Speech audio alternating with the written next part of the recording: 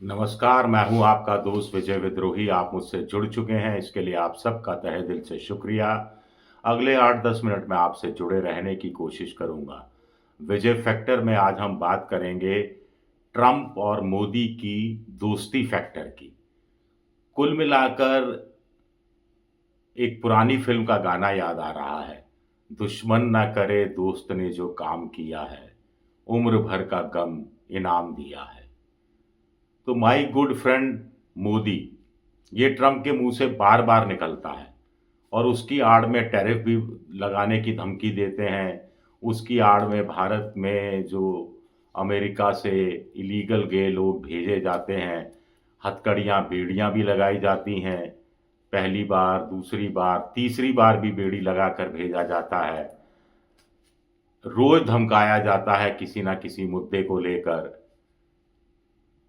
अब मोदी का नाम लेकर कह रहे हैं ट्रंप कि देखिए, $21 million my good friend Modi को दिए गए वोटर टर्नआउट बढ़ाने के लिए। पहले वो कह रहे थे कि किसने दिए, ये खोल नहीं रहे थे पत्ता। कह रहे थे कि क्या उन्होंने किसी दूसरे को सत्ता में लाने के लिए दिए।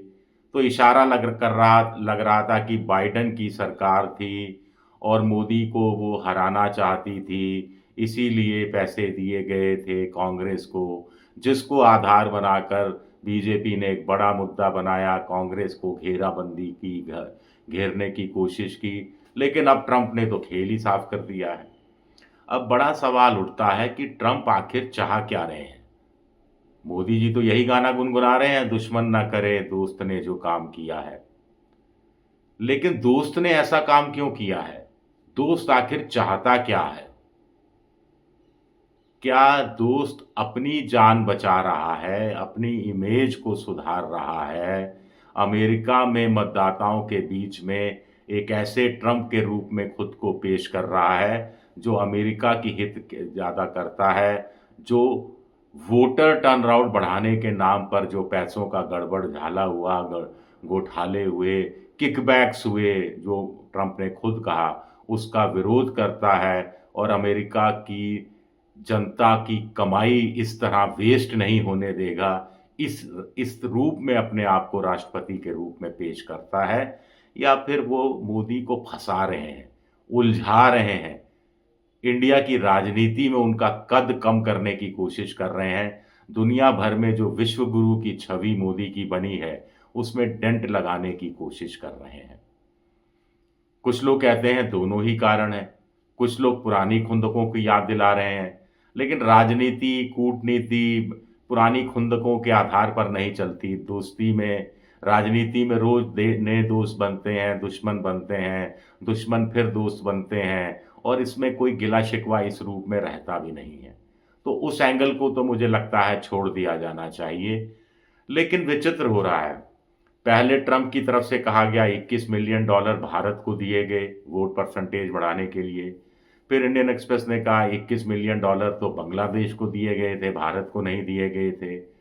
फिर ट्रंप ने कहा कि बांग्लादेश को $29 मिलियन, मोल्दोवा को भी $29 मिलियन दिए गए, भारत को $21 मिलियन दिए गए, इसमें किकबैक्स भी शामिल हैं।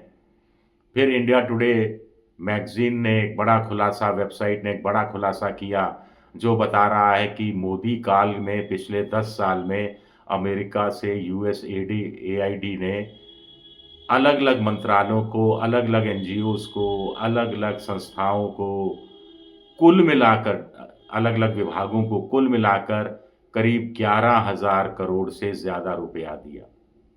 मोदी काल में 11,000 से ज़्यादा करोड़ रुपया। मनमोहन सिंह के 2004 से 2013 के काल में 10,000 से कुछ ज्यादा करोड़ रुपया यूएसएआईडी ने दिया था। हर साल पिछले 24 साल में यूएसएआईडी भारत को 1,030 करोड़ रुपए देता रहा है।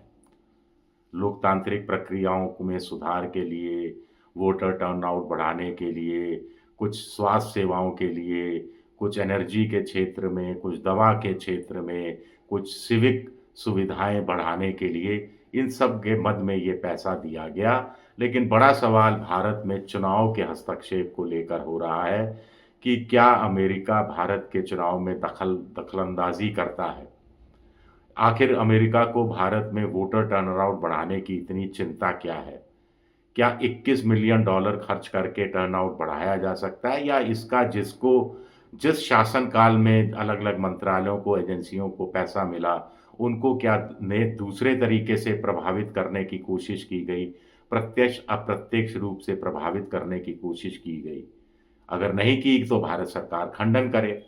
भारत सरकार के विदेश मंत्रालय का कहना है कि यूएस एड से जो पैसा आया अलग-अलग मंत्रालयों को, अलग-अलग एजेंसीज़ को, अलग-अलग विभागों को, अलग-अलग संस्थाओं को आया और ये सारा डाटा इकट्ठा करना ज़रूरी है। लेकिन बीजेपी के एक प्रवक्ता ने कह दिया कि मनमोहन सिंह के काल में 200 करोड़ डॉलर आया था, मोदी जी के कार्यकाल में सिर्फ 15 लाख डॉलर आया। और ट्रम्प साहब कह रहे हैं कि मोदी जी के कार्यकाल में 21 मिलियन डॉलर दे चुके हैं। बात इस अंदाज में हो रही है जैसे उन्होंने खुद मोदी की जेब में ये पैसा डाला हो। सबसे बड़ी बात है कि किस पर यकीन करें, किस पर यकीन नहीं करें। अब बीजेपी के लिए बड़ी मुश्किल की स्थिति है। इंडियन एक्सप्रेस में खबर छपी कि 21 मिलियन डॉलर तो बांग्लादेश को गया था, तो बीजेपी ने कहा कि हम इंडियन एक्सप्रेस पर क्यों यकीन करें? हम तो ट्रंप पर यकीन करेंगे। इतने बड़े राष्ट्रपति हैं, दुनिया के सबसे बड़े देश के सबसे मजबूत राष्ट्रपति हैं, वो थोड़ा ना झूठ बोलेंगे, वो तो सच ही बोलेंगे।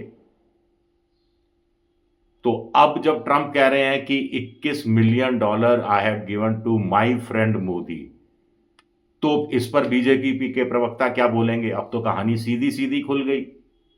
अब इसमें तो जांच का भी विषय नहीं बनता या फिर संपूर्ण जांच का विषय बनता है, जैसा कांग्रेस कह रही है कि इस पर एक व्हाइट पेपर लाना चाहिए। क्या मोदी को एक सर्वदलीय बैठक बुलानी चाहिए? क्या संसद का विशेष सत्र बुलाना चाहिए? क्या रात को 8 बजे जनता के नाम अपना संदेश देना चाहिए और अपनी तरफ से पूरा हिसाब-किताब देश की जनता के सामने रखना चाहिए? अब ट्रंप को आप या तो सीधा-सीधा नकार दें या सीधा-सीधा स्वीकार लें। या तो ट्रंप झूठ बोल रहे हैं या ट्रंप सच बोल रहे हैं। तो साफ तो करे मोदी सरकार कि ट्रंप झूठ बोल रहे हैं या सच बोल रहे हैं। अगर आप खंडन नहीं करेंगे ट्रंप की बात का, जो ताज़ा बयान आया है, तो इसका मतलब क्या निकलेगा? आप समझ सकते हैं। शुक्रिया, बहुत-बहुत शुक्रिया।